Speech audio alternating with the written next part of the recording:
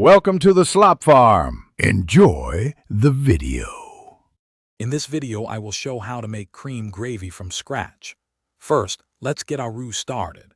You'll want to melt about 2 tablespoons of your preferred fat, perhaps some delicious pan drippings or unsalted butter, in a warm skillet over medium heat. Once melted, whisk in 2 tablespoons of all-purpose flour. Keep stirring this mixture for about 1 to 2 minutes until it forms a smooth, light golden paste. This is the essential base for your rich, creamy gravy. Now it's time to add the liquid. This step is crucial for a smooth gravy. Gradually pour in 2 cups of cold milk, whisking constantly as you add it. Using cold milk helps prevent lumps from forming, ensuring a silky texture. Keep whisking until all the milk is incorporated and the mixture starts to thicken just a little bit. Don't rush this part. Patience here pays off with a perfectly smooth gravy.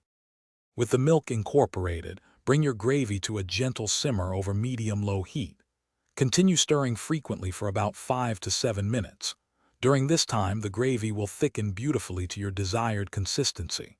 Remember, it will thicken a bit more as it cools. Now is the perfect moment to season it. Add about 1/2 teaspoon of salt and 1/4 teaspoon of freshly ground black pepper, or adjust to your personal preference. Taste and adjust as needed. Your delicious homemade cream gravy is now ready to enjoy. Serve it warm over your favorite dishes, like fluffy biscuits, creamy mashed potatoes, or crispy fried chicken. If you prefer a slightly thinner consistency, simply whisk in a little extra warm milk or broth until it reaches your liking. Any leftovers can be stored in an airtight container in the refrigerator for up to 3 days. Enjoy the comforting taste of your scratch-made gravy. Thanks for watching. Consider subscribing if we helped you today.